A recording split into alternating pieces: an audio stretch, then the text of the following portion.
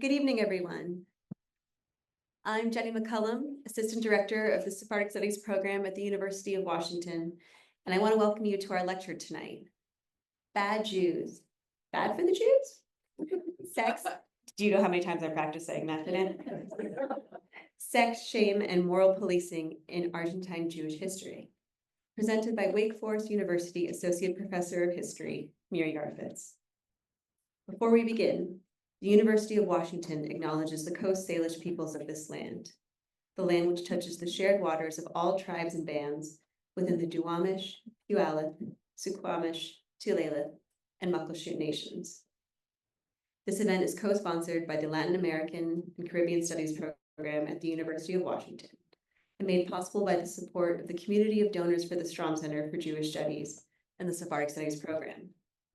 Many of you are in the audience tonight, and on behalf of us all, I thank you for your generosity. Tonight's talk would also not be possible without the Strom Center staff who work tirelessly to bring thought-provoking academic programming to new audiences, even during a snowstorm. These professionals include Noam Pianco, Aaliyah Vinacour, Kara Schoonmaker, Grace Elizabeth D., Rebecca Hyman, and Kohana Isaka.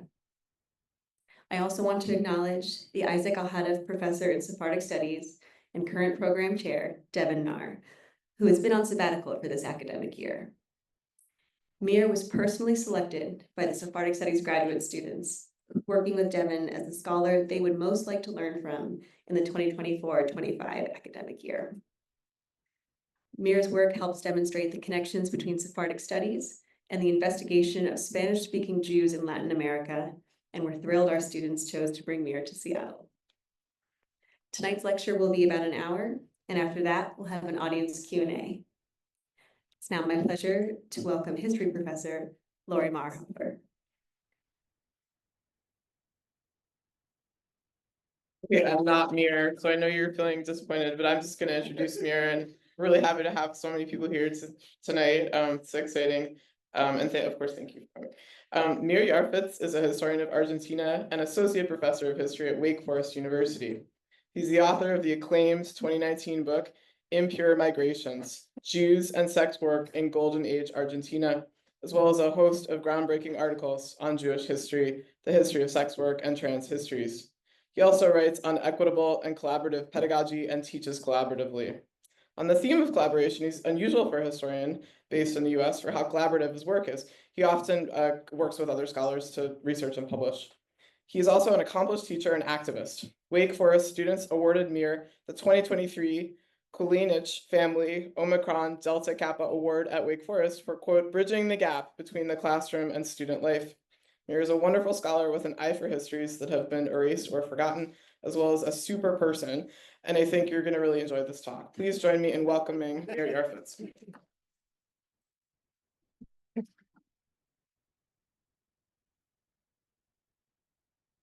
Thank you, Lori. I love being called a super person. So yeah, I really want to thank the Jewish Studies graduate students who invited me, some of them in the back. We had a really wonderful seminar this afternoon, and especially Ari Forsyth for their work on it, as well as Jake Beckert. And yeah, I'm also really grateful to the faculty and staff who arranged my visit. Thank you, Devin. And yeah, Grace Elizabeth, Aaliyah, and Jenny, really appreciate everything. And Lori, thank you so much.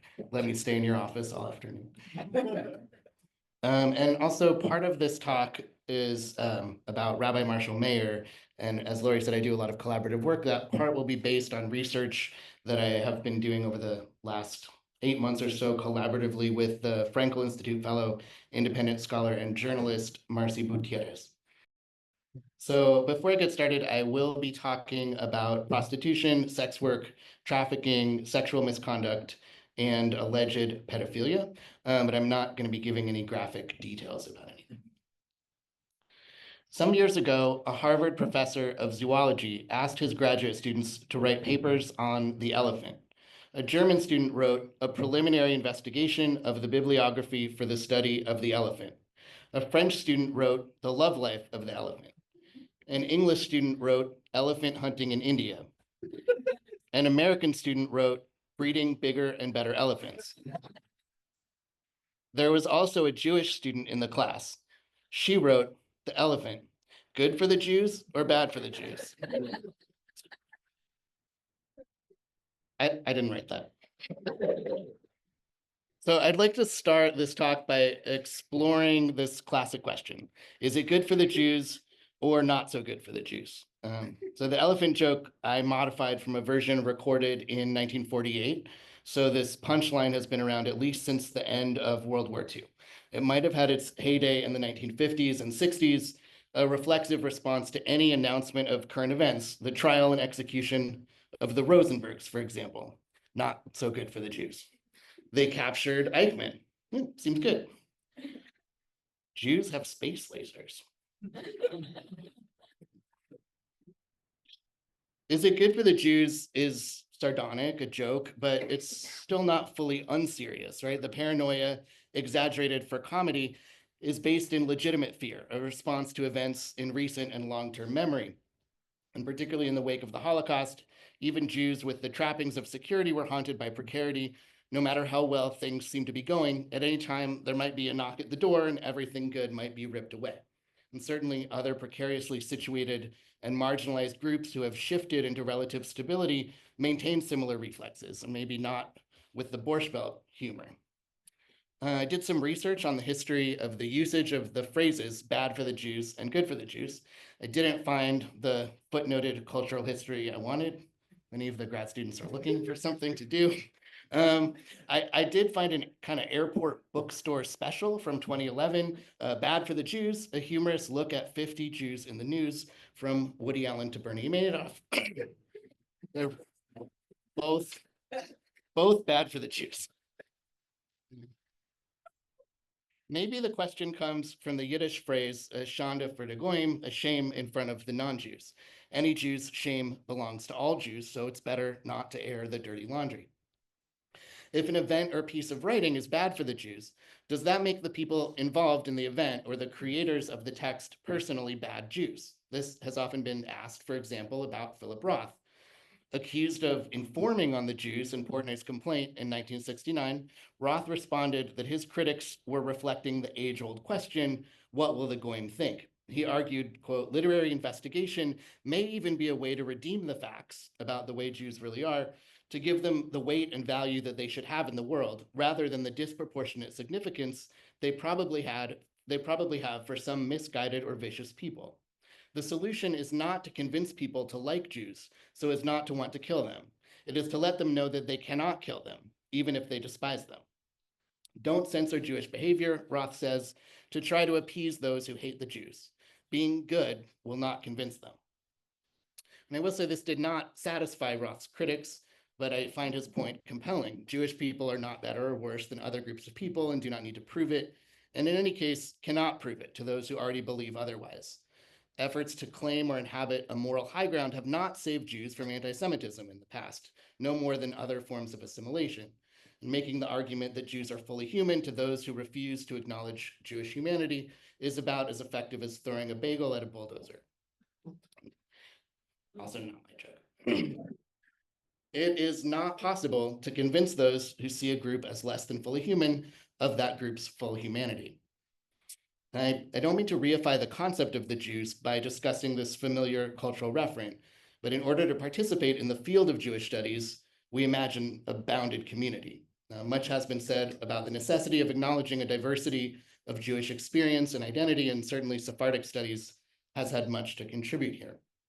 A common responsibility and collective will is presumed in the Jews, but this unified vision is most often called into being by anti-Semites and extreme nationalists. Jews themselves tend characteristically to disagree. Historical conflicts among Jews have involved many battles over the boundaries of Jewish identity, of who is and is not contained in the category of the Jews. Jews do not excommunicate. When Jewishness has been considered a racial or ethnic category, that's not something you can convert out of.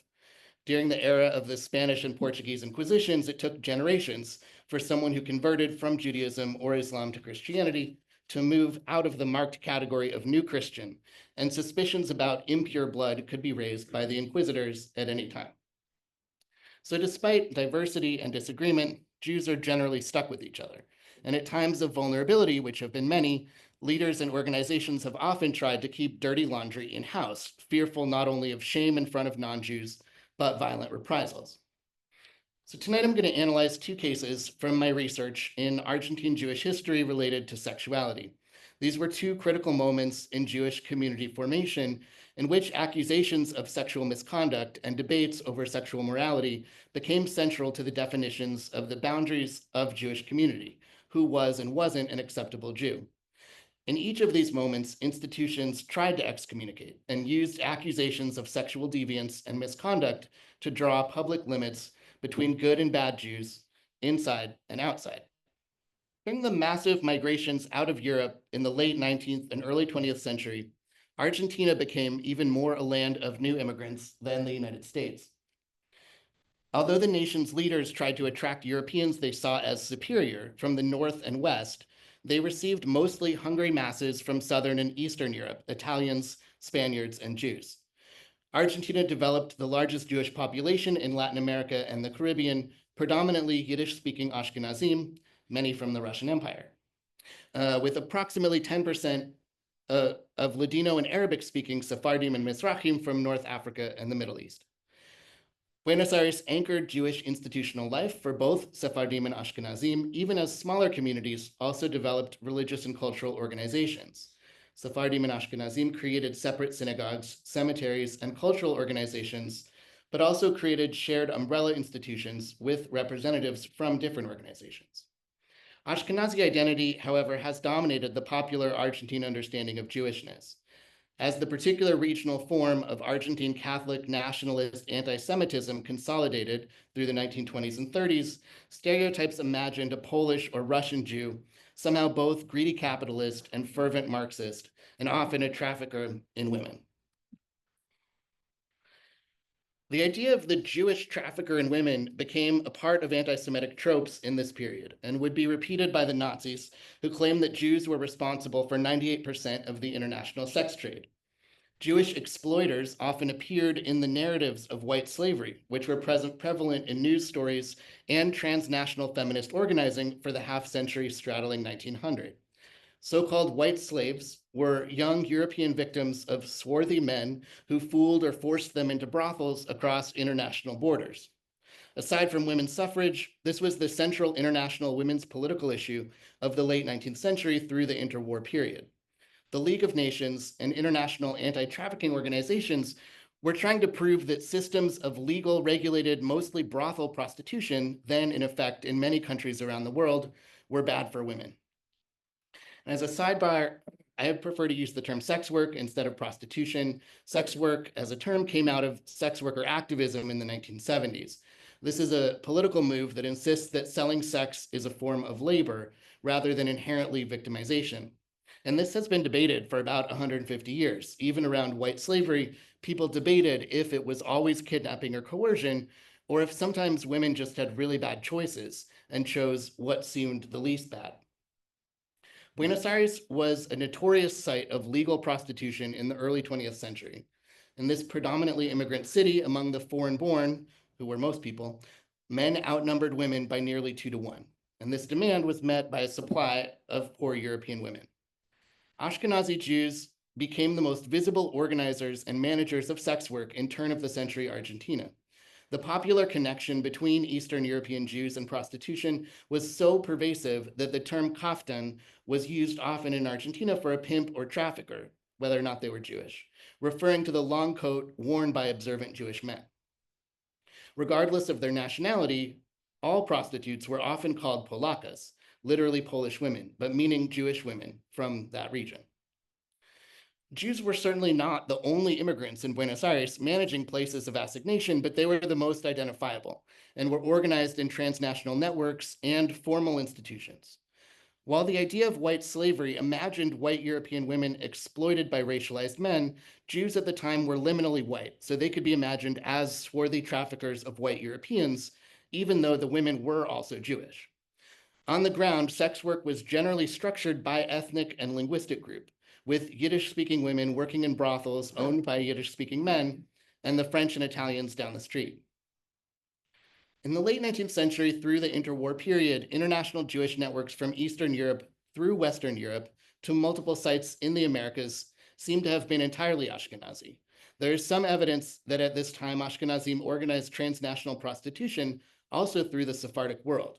The League of Nations reported that Constantinople served as a hub for Ashkenazi organized migratory sex work moving from Eastern Europe to Alexandria, Port Said, and even Saigon.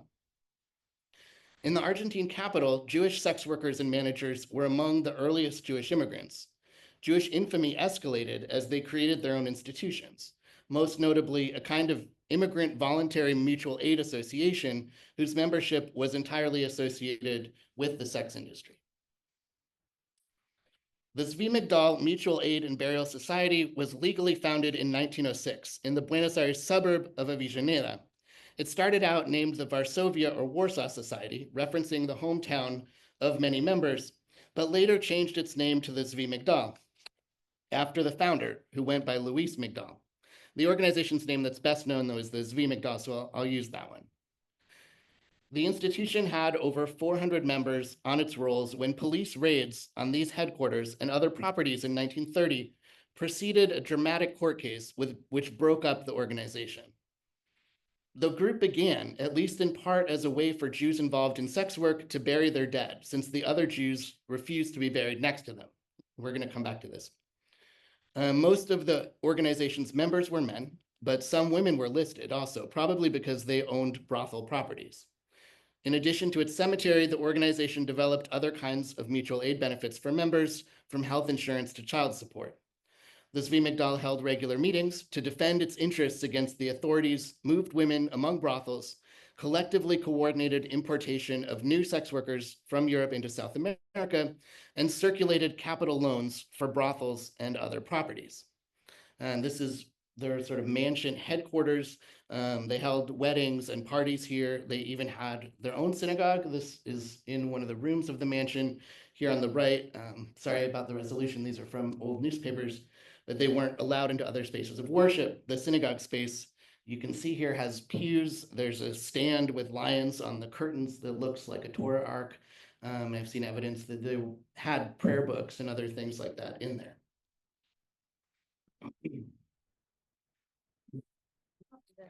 Remove those, because you can remove that. Sure, thank you.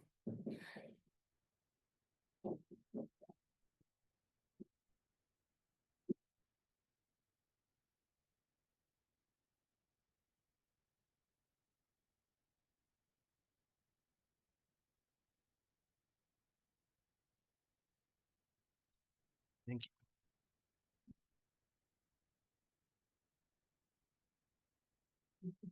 All right, so this is where the good Jews and bad Jews come in. So as you can see on this map, which I made using mostly 1895 census data, I found in the center of the nascent downtown Jewish neighborhood of Once a one-block concentration of 200 Jewish women in brothels. So those little black dots are each brothels. And this was not a legal red light district. This was a kind of functional concentration within a residential and business neighborhood.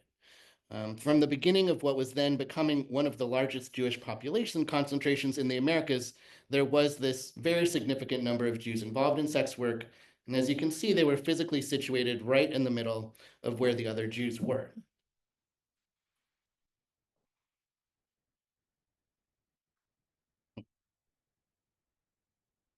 No, what you did, Suzanne, seemed to have. All right.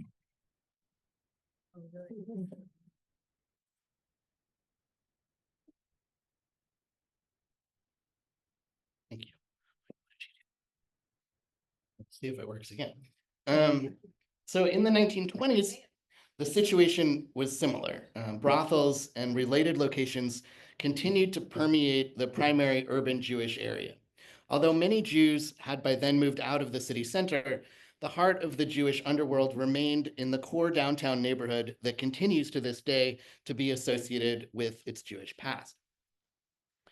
How did other Jews, those working and living around the Zwi Migdal Society members, feel about the situation? As you might guess, they felt mixed. In this residential and demographic circumstance, there was a lot of interaction and overlap. This neighbor does the laundry for these brothels. This person makes their clothes. These people are clients. I talked today to the graduate seminar about a 1923 novel, The Brothel of the Jewess, which I think pretty accurately represents the integration into daily life that sex work would have had for most of these poor immigrants. For some people, there was scandal or even excitement attached. For other people, it was fairly normalized as a way to make money, with most forms of labor being in one way or another exploitative. But some Jews really didn't like it. As various kinds of Jewish organizations developed, many of their leaders were concerned with anti-Semitism and integration and did not appreciate the visibility of the Zwi Migdal. Too many non-Jews associated Argentine Jews writ large with sex work, and this was not good for the Jews. So Jews seeking a certain kind of respectability needed to try to draw a line where there was no clear line. Some organizations and Yiddish newspapers started a boycott against those involved in sex work. They labeled people associated with the Zwi Migdal in Yiddish and Spanish conversations as tameim, which is a biblical Hebrew term for impure or ritually unclean. Tameim were kept out of the main Jewish cemetery, barred from synagogues, and their financial donations were turned away from community organizations. The boycott was a form of respectability politics, but also an identity boundary. If some could be pushed outside, others could be redeemed inside, separating impure from pure, bad Jews from good Jews. The Tameim fought back. They publicly insisted on their Jewish identity.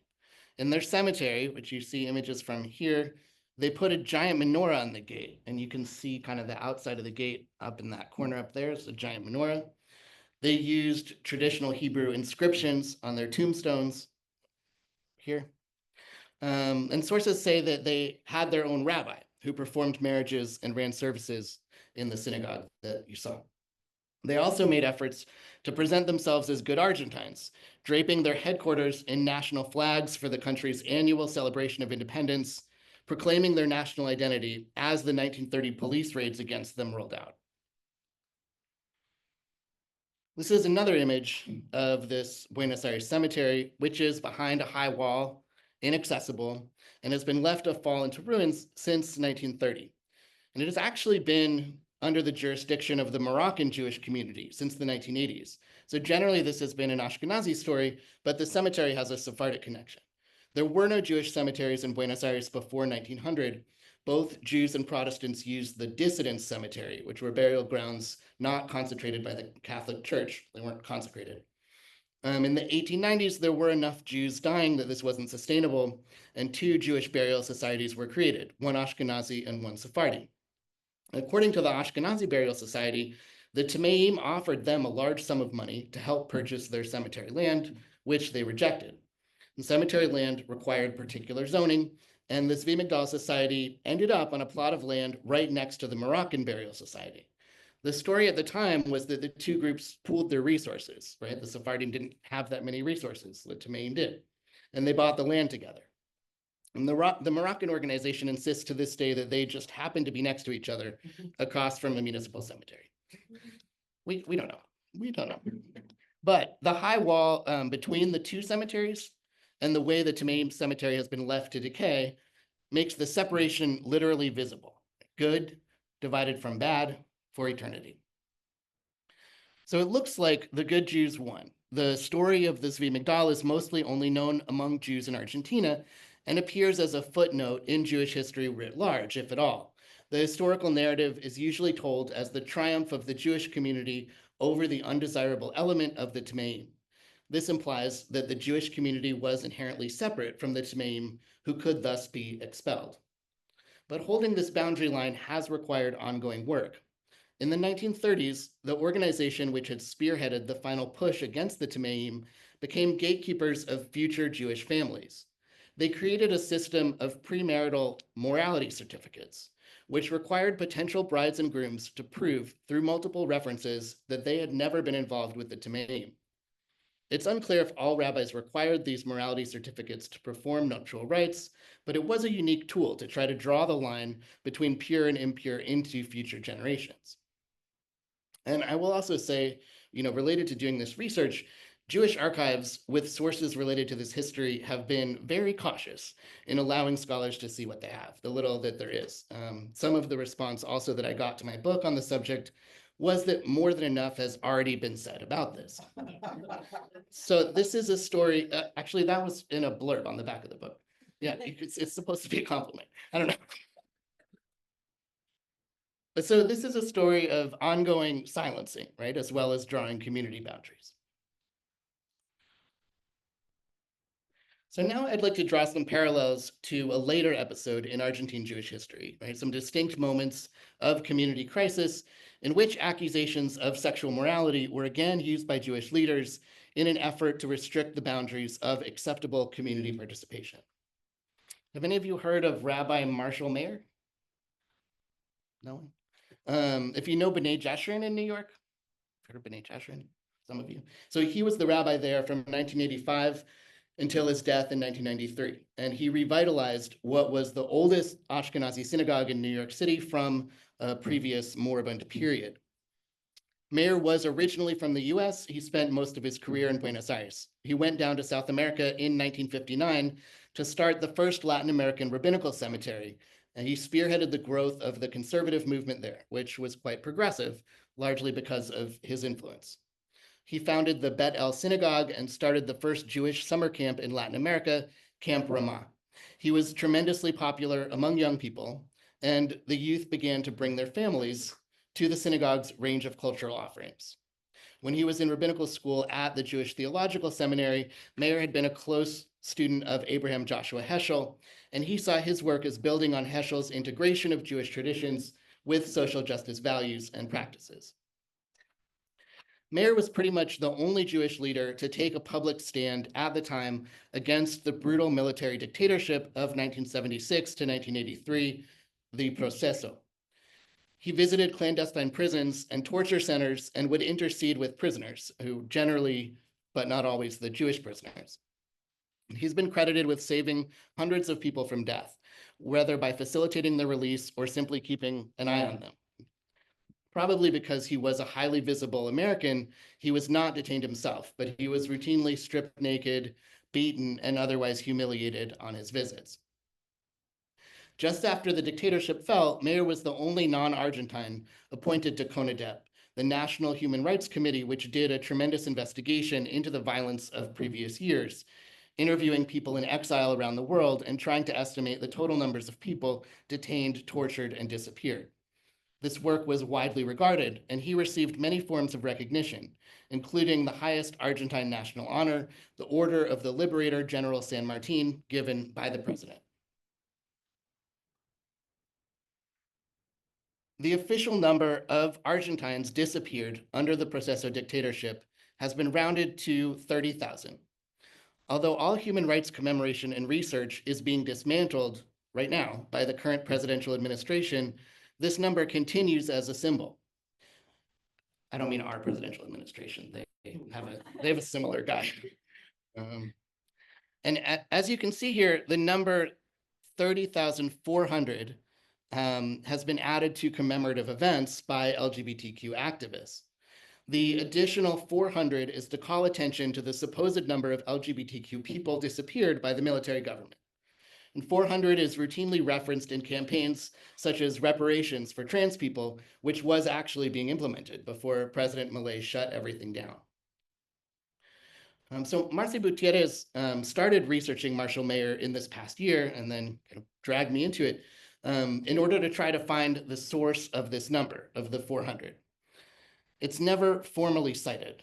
The circulating origin story ties it to the prominent gay rights activist Carlos Jauregui, who said that the number came from Mayer. He would have collected that data as CONADEP began its research before it decided to stop gathering detailed demographic information. Mayer seems to have been the only member of the commission focused on identifying Jews, LGBTQ people, and other demographic categories within the number of people disappeared. So Marcy and I recently went to the Human Rights Archive at Duke, which holds Mayer's papers.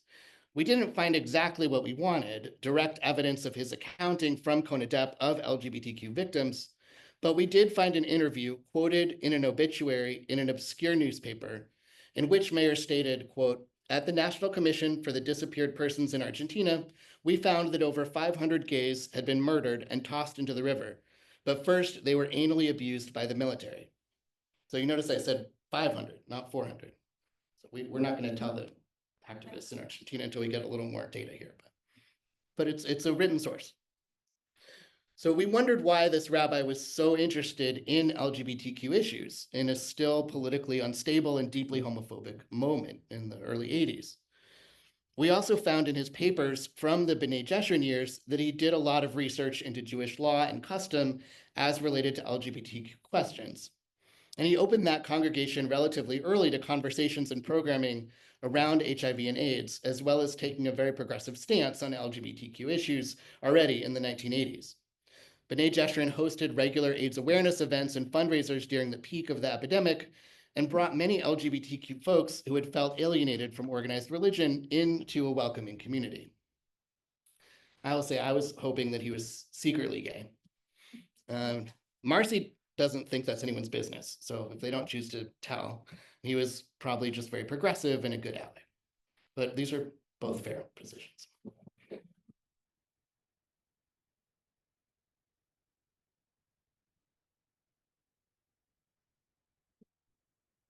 So then we found what both of us thought was proof that he was maybe not so secretly gay. In 1969, the right-wing Orthodox Zionist Sephardic newspaper, La Luz, accused Mayer of having homosexual relations with the madrichim, or camp counselors, at Camp Ramah. And over the next 2 years, the newspaper published regular articles on this.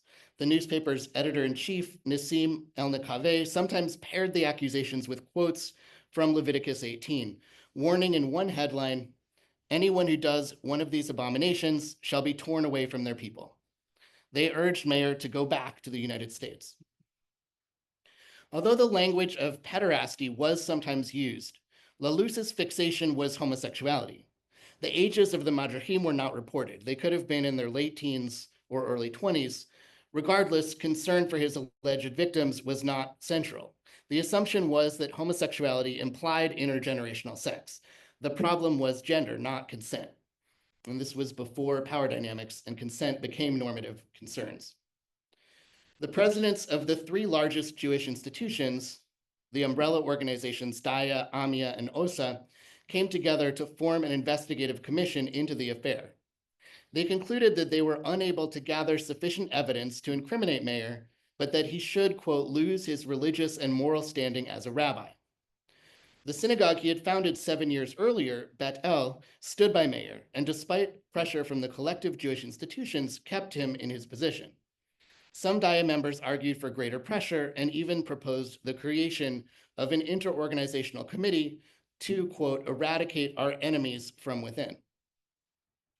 Although La Luz was a Sephardi publication, this did not appear to be a division between Sephardi and Ashkenazi, but between right and left. And due to the group's unequal sizes and resultant power dynamics, it would have been unlikely that a Sephardi institution would have taken on an Ashkenazi one.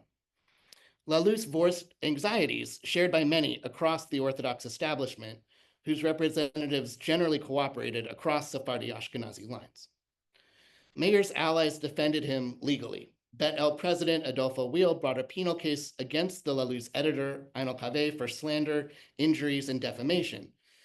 Mayer and dozens of witnesses testified, and in October 1971, the judge found El-Nakaveh not guilty. While the accusations of Mayer's immorality made in La Luz were serious, they were effectively rumors and thus not actionable. La Luz would later use this finding as proof that their accusations were meritorious. And Mayer and his supporters would also use it as proof that the accusations were simply rumors. Some Bet El members did leave as part of the response and started a different synagogue. And the owner of the land on which Bet El's building stood said the institution would have to leave the property. But Mayer seemed to shake off the scandal. He continued in his position, and the synagogue and conservative movement in general continued to grow. Bet El was quickly able to construct a new building in the growing suburb of Belgrano, which was an important symbolic move of Jews moving, sort of integrating into an upscale suburb. and Mayer remained at Bet El until he returned to the United States in 1984. Over the next 25 years, Lalous, under Nissim Al-Kaveh and later his son, David Al-Kaveh, continued to publish occasional articles criticizing Mayer and calling him a homosexual, including after his death. Other right-wing groups, both Jewish and non, also circulated the story. So based on the evidence we have found thus far, including the multiple investigations from the moment, Marcy and I have been operating on the assumption that Mayer was not actually engaging in sexual activity with children. We don't mean to split hairs between teenagers and young adults. Either way, that would have been what people of our time generally consider an abuse of power. But from what we found of the multiple investigations at the time, we think the accusations were political. But he may very well have been having sexual relations with other men, and rumors of this could have circulated and been twisted into accusations of pedophilia, as we have seen in many a gay or trans panic. He did have a wife, Naomi, and 2 children, and they remained together until his death. I will say that we have found some evidence that makes us fairly certain he and Naomi had some kind of arrangement and that he might have been living more of a gay life in New York. So to come back to our good and bad Jews. As in the anti-Tameim boycott 50 years earlier, the claim to ownership over Jewish identity was made by the conservative sector. In both cases, this went beyond respectability politics in a more aggressive effort to, as was said, eradicate our enemies from within. One dynamic driving this crisis was anxiety about secularization and assimilation. Although the Argentine Jewish population reached its peak in 1960, around 300,000, many ethnic Jews had little involvement with religious institutions. Orthodoxy offered the only spaces of worship, and the Orthodox movement reacted negatively to the new flourishing of the conservative and reform movements starting at this time in the 1960s. And Marshall Mayer became a particular lightning rod for broader anxieties. A young and, quote, fashionable American with a wife who worked for a makeup company, he related with informal friendliness to his ever-expanding group of followers. He spoke Spanish with his congregants rather than Yiddish, which had continued to be a living Jewish language in Argentina through this period, but was dwindling. He violated customs of hierarchy between rabbis and congregants, going by Rabbi Marshall, and frequently using the informal, very Argentine form of address, che, a term which signifies a close companionship. Camp Ramah continued to grow, and young people who connected there over the summers continued their shared activities and relationships through Bet El's youth-oriented activities throughout the year. Seeing youth bring their families back into the Jewish fold under those terms, rather than coming to the Orthodox community, could have been infuriating. Lalous raised particular concern about an interfaith wedding Mayer oversaw at Camp Ramah in 1963, together with a Catholic priest. Both Mayer and the priest challenged their institutions in performing this ceremony between it, not in the cemetery, it was at the camp, between a Jewish man and a Catholic woman. It took place out of doors rather than choose a synagogue or church location. An outrage over this wedding continued to be published for several years as a symbol of the threat to the Jewish future posed by challenges to Orthodox traditions, and the wedding was picked up again in the coverage of the 1969 scandal. Lalous's multi-decade campaign against Mayer used him as a scapegoat to define threats to Jewish identity: sexual deviance, contemporary fashion, non-hierarchical authority, all bad for the Jews. These should be kept outside of Argentine Jewry, torn away like Levitical abominations, or in this case, sent back to the United States. His popularity with youth, his Americanness, his modernity, the mixed marriage, were tied to a dangerous foreign element threatening to destroy Jewish practice already at risk. And the accusation of homosexuality was further proof that he was actually corrupting future generations. Just as the earlier boycott tried to separate the Tameim from the community in which they were embedded, Lalous tried to define Mayer as beyond the moral pale and physically drive him away. When he did leave, a year after the dictatorship ended, he said he was propelled by exhaustion from the thousands of horror stories he had heard during CONADEP's investigation and was ready to move to another chapter. He left Argentina at the peak of his fame and public acclaim. So now there's a plot twist, and it's not actually a good one. A few months ago, around the time Marcy and I finished our exploration of Mayer's archive at Duke, the New York Jewish Week and the Times of Israel published stories about him. B'nai Jeshurun had announced they were removing Marshall Mayer's name from its rabbinical internship program, as there had been a credible accusation against him of sexual misconduct. The articles did not give further details about the accusation. We set up an interview with Mayer's successor at B'nai Jeshurun, also from Argentina, who grew up under his tutelage and became his assistant rabbi in his final years in New York. We weren't sure how to approach the subject, assuming he might be protective of Mayer's memory. After an hour discussing other aspects of Mayer's life, we asked if he could tell us anything about the recent news story. He said that the accuser had been an adult at the time and had told another rabbi then, who has corroborated.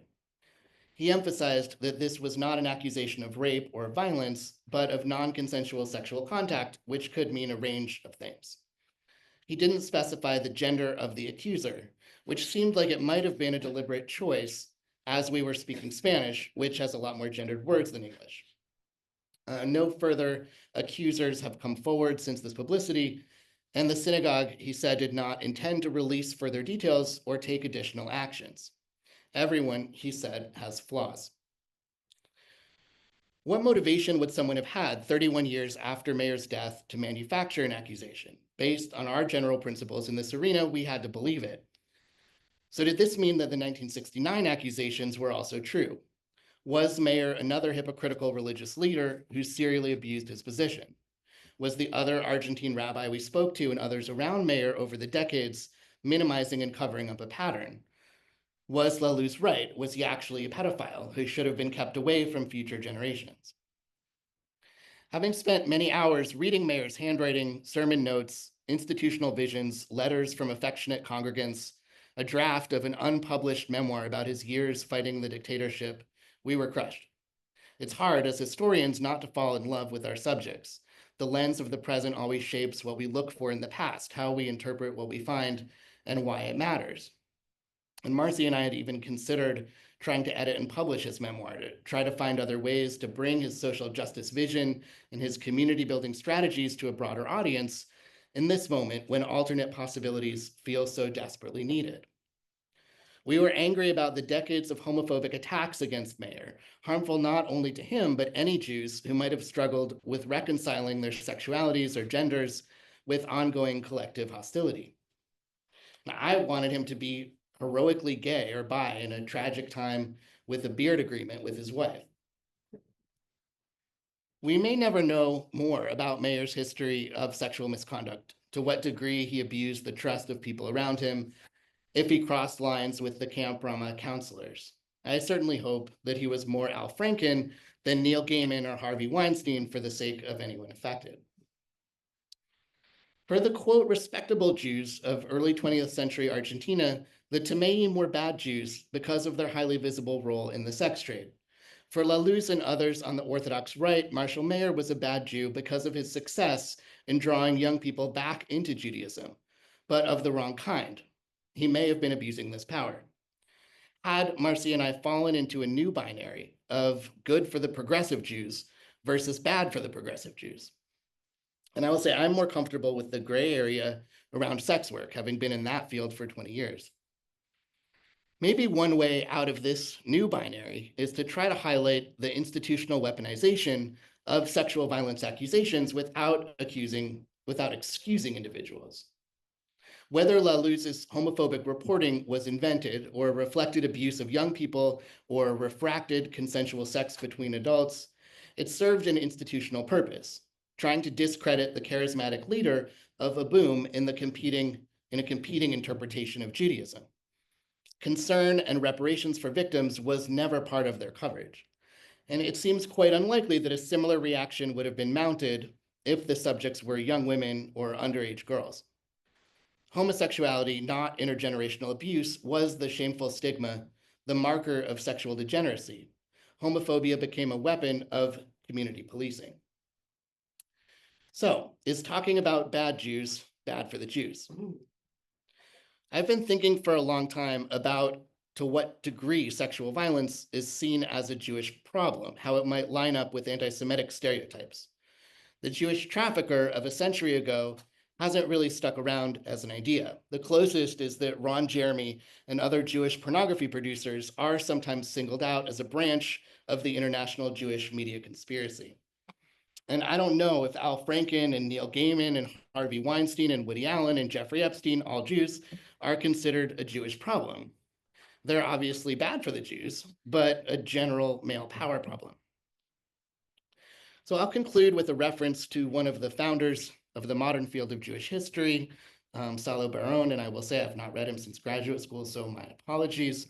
But if I recall correctly, he argued that we need to deliberately struggle against the pull of the lachrymose and the hagiographic, the tendencies for Jewish historians to either overemphasize Jewish heroism or Jewish suffering. In popular history, these two poles have been crystallized in the dominant narratives of the destruction of the Holocaust and the establishment of the State of Israel. I don't think he said anything about bringing the study of sexuality into Jewish history, but I like to imagine it as responding to his call. Analyzing sexuality positions Jews as beyond heroes and victims, broadening what Jewishness means.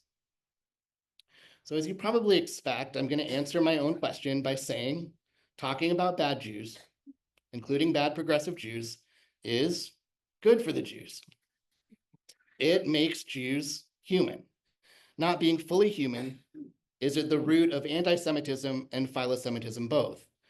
Binaries inevitably lead to rhetorical, if not actual, violence. If we are to continue outside of anti-Semitic dehumanization to talk about Jews as a collectivity, or better, collectivities, we must continue to discuss the morally gray. Thank you so much for such a wonderful talk. I'm gonna be moderating the Q&A, including on the Zoom. There's quite a few people on the Zoom, so if they put questions in the chat, we'll try to read them. And if people have questions and they wanna raise their hands, I could call on you. And oh yeah, great. Thank you, person in the back. Yeah, who's laughing and waving? Yeah. Can you redefine the bad homosexual Jew as a good Jew if his intentions are love and his partner's satisfaction? All right, I'm going to repeat that for the folks on Zoom. Could you redefine the bad homosexual Jew as a good Jew if his goals are love and his partner's satisfaction? I mean, the dichotomy that I've been tracing here of good Jew versus bad Jew is not what I believe to be good Jews versus bad Jews, right? This is what these community institutions were doing. I mean, I think obviously the dichotomy that I would draw is the opposite one. So yeah, I'm with you, but I think we're also getting into this problem of what happens if you define somebody as good or put them on a pedestal. They will fall off.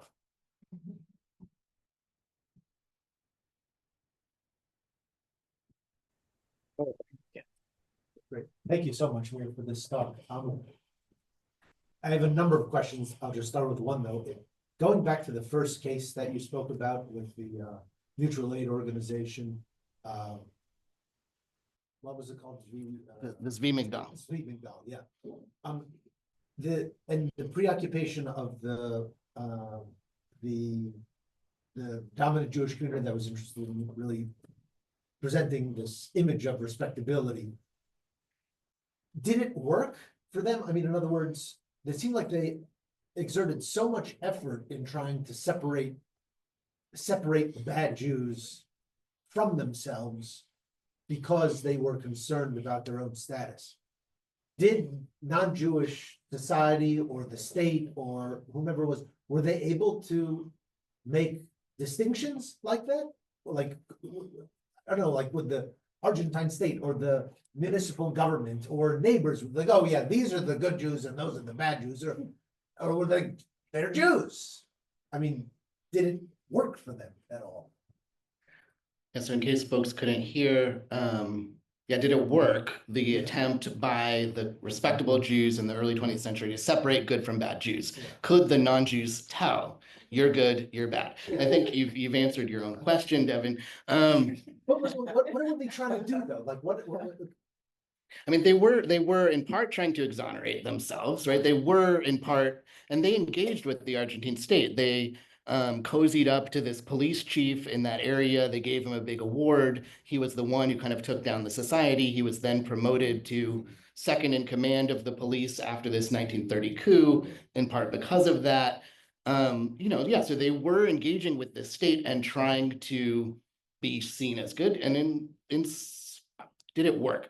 In 1930, there's a military coup. Argentina enters its first of many periods of kind of repressive military dictatorship. There was a pretty strong anti-Semitic movement going on as part of that.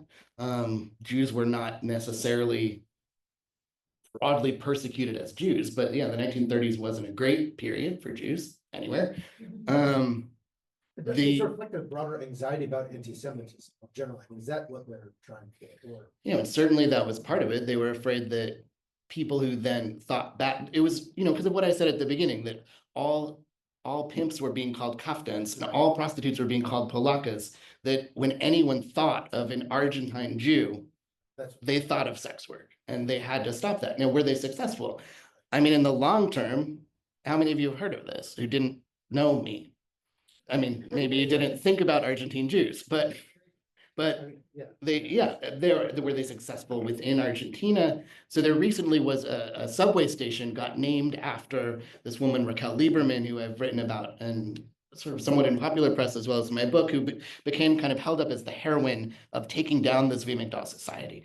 And I sort of give a more complicated narrative of her, but she's been held up by anti-trafficking organizations in recent decades as look, you can get out of sex work. She became a kind of exemplary victim and then sort of actually a push from the right, kind of supporting anti-trafficking work, named this subway station after her recently. And nobody knew who she was.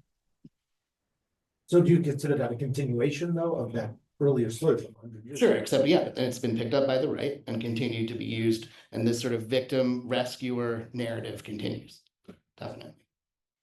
Leroy. Yeah, this is so fascinating. Thank you. So the story you told is almost entirely a story of Europeans, and I'm including Sephardi Jews for the purposes of this question. So there are the French and the Italian and these different categories of Jews. Everyone's kind of navigating, around each other. And I'm just wondering if there's a story to be told kind of beyond the heavily European Buenos Aires that gets into the story of the indigenous communities or the, mixed communities in the periphery. I don't know what the labor dynamics are, these people coming in and working in households and domestic labor and other types of labor. Are there, gender issues wrapped up with indigenous racial issues? And is that relevant to the story that you're telling? Yeah, really good question. So it's a question about race and sort of European settler colonialism, indigeneity. This was a European story, right, of European immigrants. What about the indigenous populations of the interior? Were there various gender dynamics at play around that? For those of you who don't know much about kind of the demographics of Argentina, Argentina is a country that imagines itself as a white European country. That is obviously not entirely true, right? So there obviously is an indigenous population in Argentina. There is something of an Afro-Argentine population. They never had much in the way of slavery. The Argentine government did kind of use the Afro-Argentines to go fight on the frontier against the indigenous population and sort of killing off both populations and then trying to replace them entirely with Europeans. Although I would say that what you're imagining of kind of indigenous servant class in Buenos Aires or multiracial, it was pretty minimal. And as far as what was going on in the brothels there, from the sources that I've seen, a lot of that kind of granular detail about demographics, who who was doing sex work in these various places at the time comes from League of Nations data from their investigations into traffic in the 1920s. And they talk about indigenous populations in mixed race populations in other countries, right? But certainly in Central America, in Brazil, as well as obviously Black populations, but not in Argentina. Well, actually, during this time, while the rest of the Jewish community, while they were attacking on this practice, how did more prominent members of Zwi Migdal or who were kind of influential in this faith or defining what they were doing while the rest was this moral, degenerate? How are they defining or defending? Great question. So yeah, how did the Tamaim push back? Did they defend themselves? Did they define themselves in some way against the ways that the respectable Jews were trying to degrade and define them? Yeah, I mean, so I don't know, from the 1890s, there's stories from some Jewish journalists in particular kind of arriving at the docks in Buenos Aires and seeing these wealthy men in fancy suits and women in furs, and that they're kind of there from the beginning saying, hey, come over here. Like, they had more money than other people. They seem to be having more fun than other people, right? They fought for control of the Yiddish theater. The Yiddish theater is a whole part of this story. The Tamaim would bankroll certain productions. There would be fights back and forth over various plays. They would use the balconies as sites of solicitation, of assignation. The Yiddish theater was also a place where families went. But no, they kind of won a lot in the Yiddish theater. As I mentioned about them hanging Argentine flags on their building to kind of say, hey, no, we're Argentines. But a lot of what they were doing was just being very, very visible in the center of town. What they did was legal. At the time when there were these arrest sort of sweeps in 1930, most of them were not home. Yeah. They weren't home. So they were fine. And a bunch of them, folks after that did, a lot of them left the country, but we just found a number of them up in Rosario, the other port city, with another cemetery that seemed to have started in the 1930s and continued for 20 years.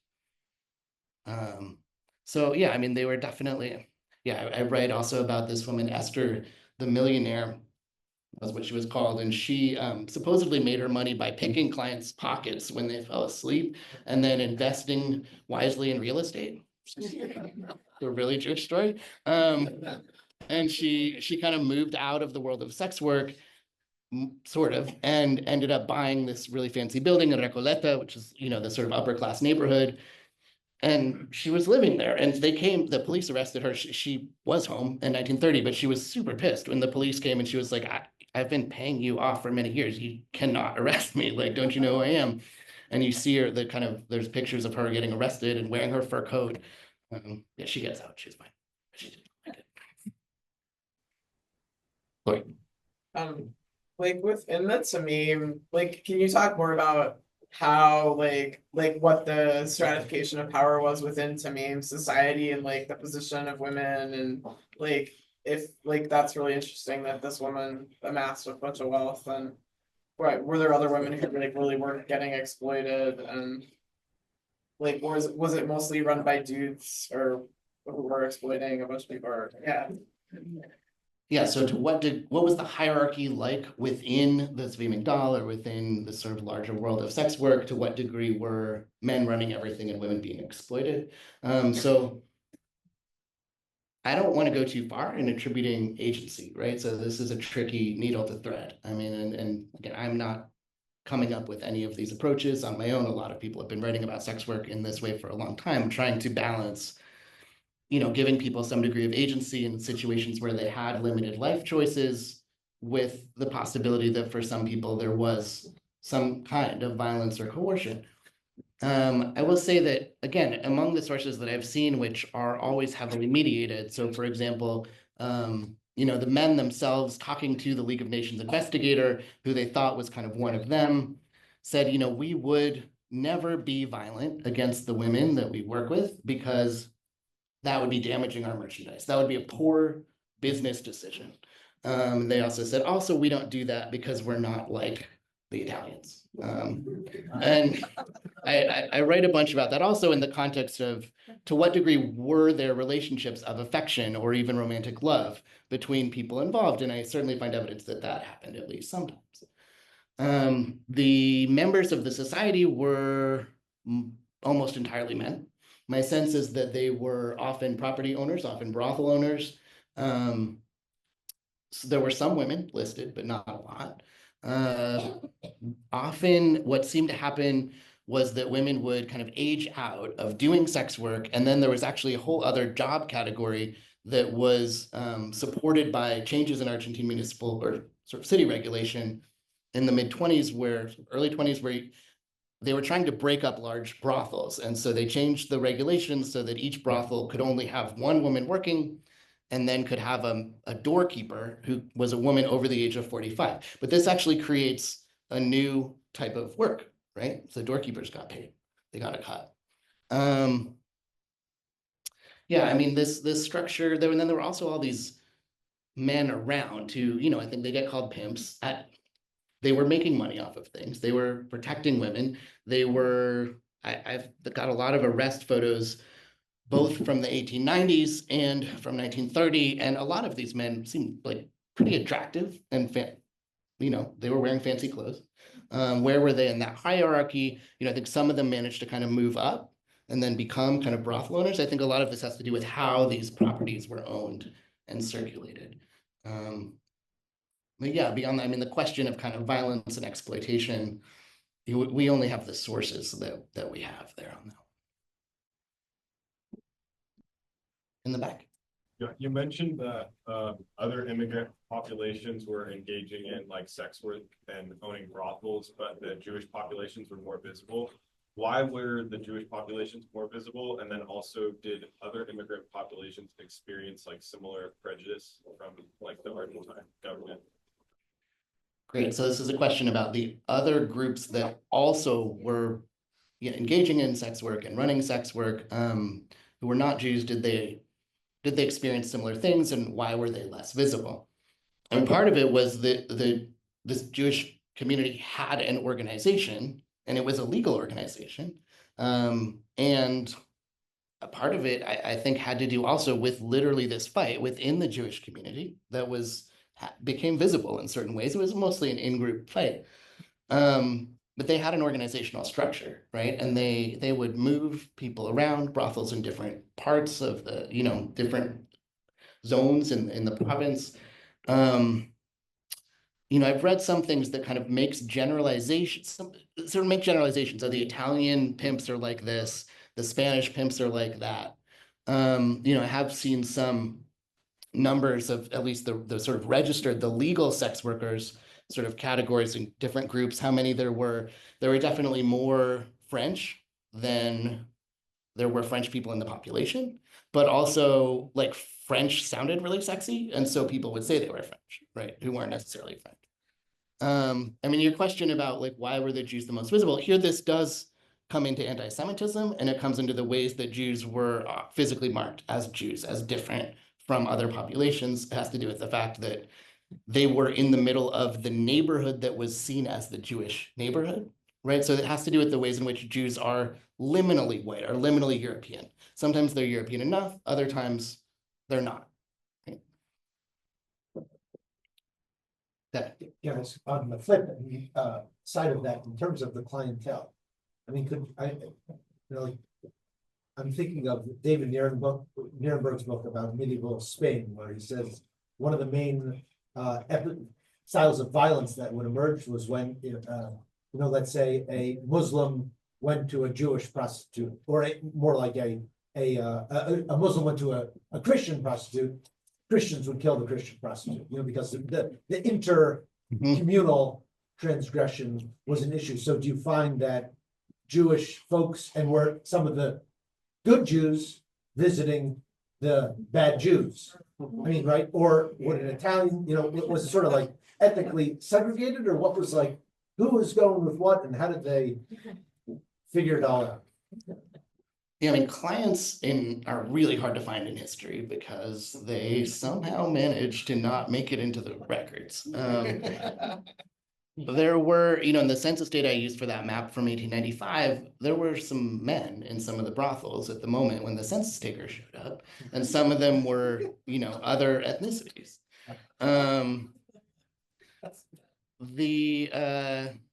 So the novel that I talked about today, In the Brothel of the Jewess, was a entirely kind of in-group Jewish story of a Jewish client, of a Jewish sex worker. They happen to be from the same shtetl, they're from the same hometown. And they like to talk about the old country together. I think Sartre also had something about like Jews, not that the deepest shame would be for a Jewish man to go and find himself with a Jewish sex worker. I mean, the way that the Jewish community talks about this was absolutely not as though Jews were clients. They are only victims and they are shamefully exploiters. Is your hand up? Okay. Yeah. Just like to go back to, this may be a naive question in this group, but I'd like to go back to the very splendid vignette you described of a very well-dressed couple in good clothes at the harbor, looking over the young women or perhaps young men who are deboarding, and ask you, there had to be more of a system than just picking up people. So what was the rest of the system like that was feeding young women or potential sex workers into these brothels? It had to be a successive, and there had to be people on the other shore. I'm assuming that, in the years that you're talking about, young women were traveling alone. Could you just paint that picture a little bit? Yeah, great question. So this is about, how did women end up here, and how did they end up in the brothels? And then were they just being selected at the docks? How did that whole system work? No, absolutely not a naive question. This is not something people have done a ton of research into because it is hard to trace people kind of going across all these borders, especially in the ways that it happened. The League of Nations, again, did a bunch of research into this, and their interest in international trafficking led them to want to trace these routes. So they did, to the best of their ability. And as I mentioned before, right, there were these networks of Ashkenazi Jews internationally, including going into the Sephardic world. So you can envision, they had people working in different places, in sort of different roles. And there were certain cities that served as hubs. There was, in the League of Nations documents, and there's this guy, Paul Kinsey, who's this chameleon who speaks Yiddish, who's investigating for years and pretending he's one of these guys. And he talks about a chevra, a society that, some people have thought maybe this is the same as the Zwi Migdal. I think it's all a little bit more nebulous than that. I think they're talking about a society, and they just mean all the Ashkenazi Jews who kind of know each other and work together. So there were certainly people who, were sort of in different places along the route, would have certain code words that they would send to each other in letters. I wrote a paper about the use of marriage and these sort of Jewish religious marriages as a form of getting across borders, as a form of sort of migratory mobility. So you said very wisely that women probably weren't traveling a bunch by themselves. That's exactly correct. And so they would have, in part because they would have raised too much attention as potentially trafficked women. So what they would do is travel with a man. And sometimes there were men who just, that was their job. They went back and forth as a kind of chaperone or like kind of fake husband. In other cases, they were real husbands. In other cases, they were temporary husbands. So that was one of the really interesting sort of moves. And one of the concerns of various international organizations was actually about the nature of the Jewish religious marriage and the relationships between the civil status of those marriages. Were they or were they not meaningful in these different places? Were there not legal obligations? If you got religiously married in Eastern Europe and then you showed up in Argentina and then you were no longer married, were you married, right?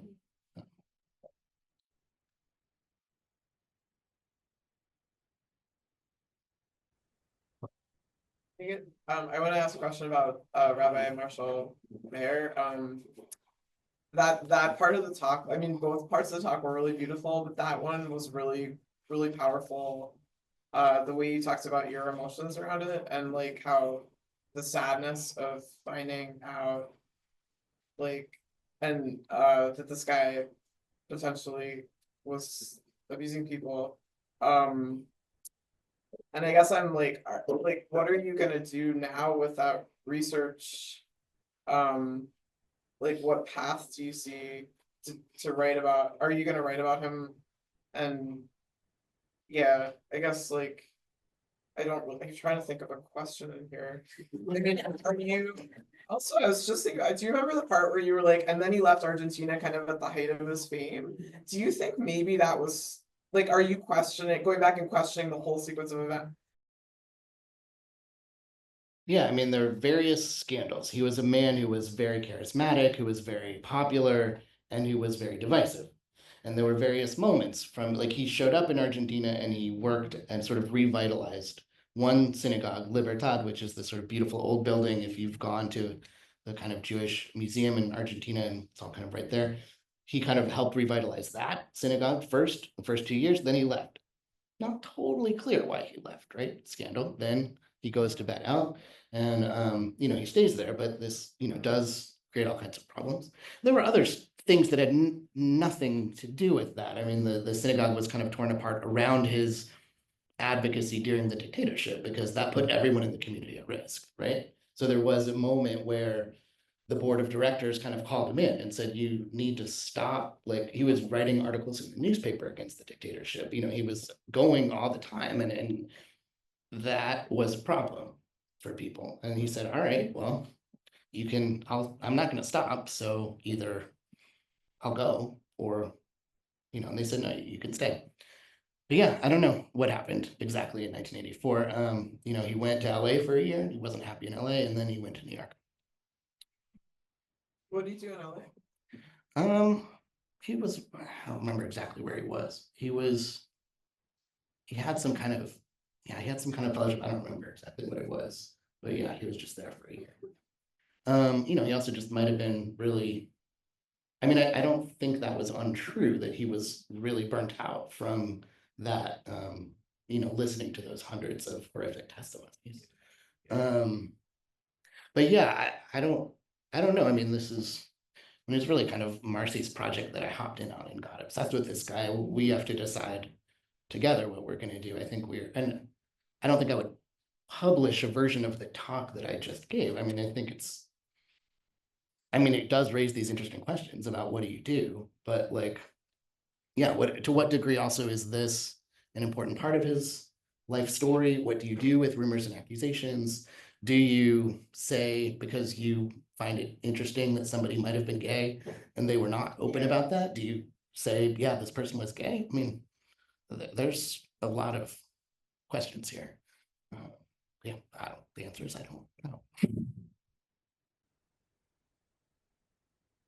Lori. I can see both sides of, like, I see Marcy saying, I see the wisdom in that, but I really appreciate that you're interested in whether or not he was gay. I think it is important to the story. Well, you would think that. This is a well-known historian of LGBTQ history. But Yeah. I have also had that where I'm like, why is this person so interested? Like, why are they trying to get that number for those victims in particular? Like, why are they so good at AIDS so early? I mean, I think sometimes it is because they were gay. Well, that is the case that I just made.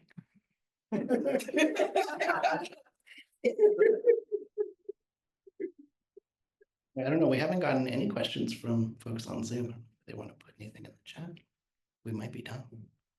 With the hook, the hook is coming like on.